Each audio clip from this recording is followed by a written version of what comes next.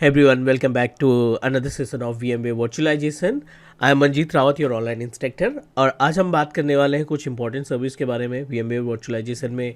You know that vCenter server establish कर रखा है हमने and we are talking about the cluster. Last video की बात करें तो लास्ट वीडियो में हमने आपकी हेल्प की थी to understand about the resource pool, right. तो आज थोड़ा सा डीपली इसमें डिस्कस करते हैं कि रिसोर्स पूल की इंपॉर्टेंस क्यों होती है और इसका डीआरएस से क्या मतलब है, means why we need to use the resource pool with DRS services. और साथ ही साथ रिसोर्स पूल ट्री में कैसे हम इसका बैकअप लेते हैं और कैसे उसको रिस्टोर करते हैं with the help of DRS properties.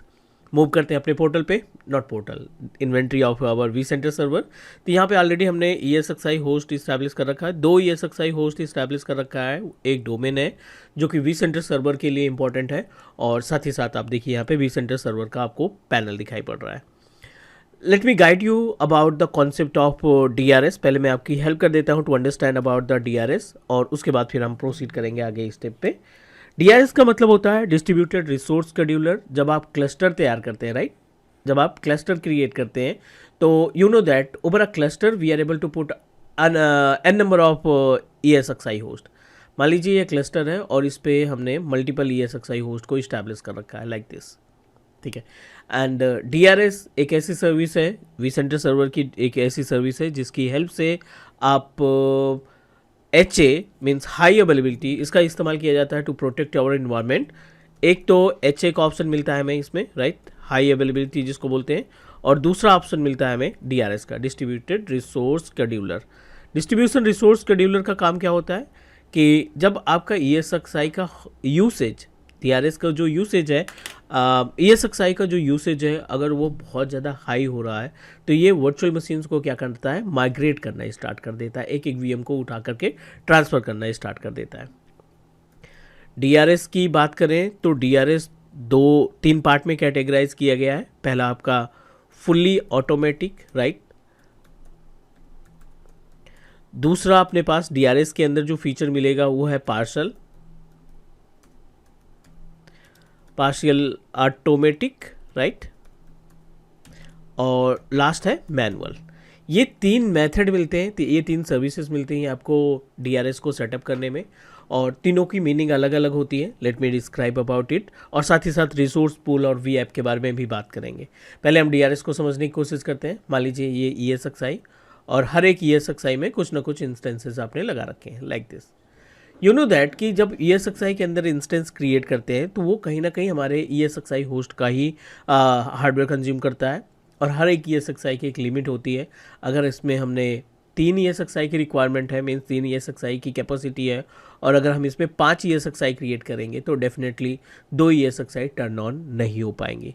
लेकिन अगर आपने अपने इस क्लस्टर के ऊपर DRS की सर्विस को इस्टेब्लिश कर रखा है तो ये क्या करेगा, 2 इंस्टेंस जो एक्स्ट्रा हो रही उस इंस्टेंस को ये माइग्रेट कर देगा. माइग्रेट भी किस मेथड से करेगा, माइग्रेशन का भी एक एल्गोरिथम है. अगर आपने फुल्ली ऑटोमेटेड किया तो 5 में से कोई भी 2 इंस्टेंस मूव हो जाएंगे. अगर आपने पार्शल ऑटोमेटिक किया, पार्शल ऑटोमेटिक के केस में ये आपको ऑप्शन देगा कि आपको इंस्टेंस कहाँ पे रखना है, रिसोर्स पूल में रखना है या किसी ESXi होस्ट पे रखना है. Means it will give you the option, it will give you the notification कि आपकी इस वर्चुअल मशीन में इशू हो रहे हैं and do you want to transfer it. तो आपको प्रॉपर ऑप्शन देगा कि आप इसको कहाँ पे रखना चाहते हैं. इसमें आधा टास्क जो है VMware अपनी तरफ से परफॉर्म करता है, vCenter का क्लस्टर अपनी तरफ से परफॉर्म करता है, और हाफ एक्टिविटी जो आधा टास्क है वो आपको मैनेज करना पड़ेगा. मैनुअल एक तरीके का vMotion होता है जिसमें आप मैनुअली अपने वर्चुअल मशीन को एक ESXi से दूसरी ESXi पे ट्रांसफ़र करते हैं. इसको आप बोल सकते हैं कि मैनुअल लोड को आप कम कर रहे हैं, राइट. कि ESXi का यूसेज है वो 90% CPU जा रहा है, और आपने 2 VM को, 2 इंस्टेंस को टारगेट किया कि इसको उठा करके हम दूसरे ESXi पे ट्रांसफ़र करते हैं, और ये टास्क आपको मैनुअल करना पड़ेगा ताकि आपकी जो 3 एडिशनल वर्चुअल मशीन है उनके ऊपर कोई इम्पैक्ट ना पड़े. 90% CPU यूसेज होगा तो कहीं ना कहीं हर एक वर्चुअल मशीन के ऊपर इसका इम्पैक्ट पड़ेगा. आपने 2 इंस्टेंस मूव करा दिए ताकि ये जो CPU का यूसेज 90% है ये घट करके आपका 40 से 45% या 50% पे आ जाए, ताकि स्मूथ तरीके से आप वर्चुअल मशीन को रन कर सकें. ठीक है, उम्मीद है कि ये पॉइंट आपको क्लियर हो गए होंगे. अब बारी आती है यहाँ पे रिसोर्स पूल की. ठीक है, अब अपने पास है अगला रिसोर्स पूल.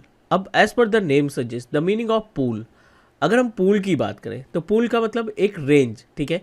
ESXi होस्ट आपने इस्टेब्लिश कर रखा है, for example this is our ESXi host, और इसमें आपने 4 कोर का CPU लगा रखा है फॉर एग्जांपल, और इसमें आपने लगभग 32 गिग रैम आपने प्रोवाइड कर रखी है, ठीक है। 32 gig of RAM and 4 core of processor. Now you are planning to transfer the space, आप ये पूरा का पूरा स्पेस ESXi का वर्चुअल मशीन के लिए असाइन नहीं करना चाहते, आप उसको छोटे छोटे पार्ट में डिवाइड करना चाहते हैं, ठीक है। फॉर रिसोर्स पूल आप क्या करेंगे, पूल तैयार करेंगे जिसमें कॉन्फ़िगरेशन, इसमें से कुछ कॉन्फ़िगरेशन को क्या करेंगे आप रिजर्व करके रख लेंगे पूल के अंदर। रैम में दो कोर का प्रोसेसर आपने डिसाइड कर लिया कि हमें बचा के रखना है, और 32 गिग रैम में 8 गिग की रैम आपने रिजर्व कर ली। जब आप पूल में रिजर्व कर लेते हैं इट मीन्स दैट ESXi में आप कितनी भी VM बना लेंगे, आपका जो 8 गिग का रैम और 2 कोर का प्रोसेसर है इस पर कोई इम्पैक्ट नहीं पड़ेगा। In case of emergency we will use our resource pool. चलिए मैं आपको एक प्रैक्टिकल दिखाता हूँ रिसोर्स पूल का, और साथ ही साथ बैकअप का भी। ये अभी हम इन्वेंट्री पे हैं, होस्ट एंड क्लस्टर पे जाएंगे। लास्ट क्लास में हमने क्लस्टर कैसे क्रिएट करते हैं, कैसे इंस्टेंस मूव करते हैं, वो हमने देख लिया था, चेक कर लिया था। अब आप देखिए यहाँ पे ESXi जो होस्ट है वो कहाँ पे है, क्लस्टर के अंदर। राइट क्लिक करेंगे क्लस्टर के ऊपर, बट आपका रिसोर्स पूल का जो ऑप्शन है ना वो ग्रेड आउट है, वो हाईलाइटेड नहीं है। ओनली द रीज़न ऑफ कि पहले अगर आपको रिसोर्स पूल का इस्तेमाल करना है तो कहीं ना कहीं आपको DRS को टर्न ऑन करना पड़ेगा। So I am going to turn on DRS। यहाँ पे हमने टर्न ऑन किया, और इसमें हम पार्सली, ठीक है, पार्सली ऑटोमेटेड में रख रहे हैं, जिसको हम पार्सल ऑटोमेटिक मैनुअल है, पार्सल ऑटोमेटिक में रख रहे हैं ताकि आपको बैकअप बता सके। आप यहाँ पे देखेंगे ना तो एक ऑप्शन दिखाई पड़ रहा है, restore resource pool tree. Resource pool tree मतलब पूल के अंदर आपने एक और पूल क्रिएट कर रखा है, और अगर उसका बैकअप लेना है और रिस्टोर करना है, इन केस ऑफ कोई इशूज़ आ जाता है तो आप उसका बैकअप लेकर रखेंगे, और जब भी रिक्वायरमेंट होगी रीस्टोर कर देंगे। तो इसका हम डिस्कस करने वाले हैं, रिस्टोर रिसोर्स पूल ट्री। पहले आप क्लस्टर पे जाओ, क्लस्टर पे एक न्यू रिसोर्स पूल हम क्रिएट कर लेते हैं। यहाँ पे कैपेसिटी है 4000 मेगाहर्ट्ज, और ये समथिंग अवेलेबल स्पेस है। I am not going to make any changes. यहाँ पे हम डायरेक्टली एक रिसोर्स पूल तैयार कर लेते हैं with name of class pool, ठीक है। और क्लास पूल को हमने यहाँ पे एक्सपैंडेबल कर रखा है ताकि आप कम ज़्यादा कर सकें, इसको हमने क्रिएट कर दिया, ठीक है। We successfully created one resource pool, ये क्लस्टर का पार्ट है। अगर आप इस रिसोर्स पूल के ऊपर भी राइट क्लिक करके न्यू रिसोर्स पूल करते हैं तो ये आपका ट्री कहलाएगा। एक तो मेन हो गया, यहाँ पे हम नाम दे देते हैं एज्योर क्लास पूल। एक पूल है, एक हमने उसके अंदर एज्योर क्लास पूल मेंशन किया सेम सेटिंग पे। अब इस रिसोर्स पूल के अंदर एक और रिसोर्स पूल आपने अटैच कर दिया। नाउ लेट्स टॉक अबाउट अब इसका यूसेज कैसे है। अब आप इसमें जो भी कॉन्फ़िगरेशन है इस पे हम वर्चुअल मशीन को रेडी कर रहे हैं।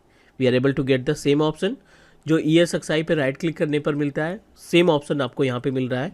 हम यहाँ पे एक VM क्रिएट करते हैं विंडोज़ 10 के नाम से,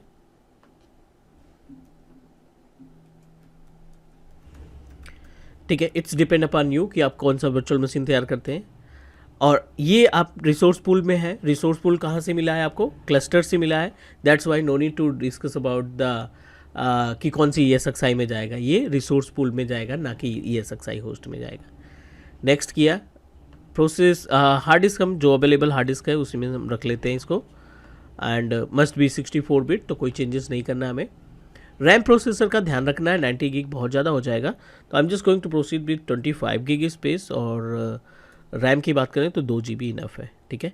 make it thin provision instead of thick provision, क्योंकि उसमें पूरा का पूरा स्पेस ऑक्यूपाई कर लेगा। थिन प्रोविजन बेटर रहेगा to save the some space.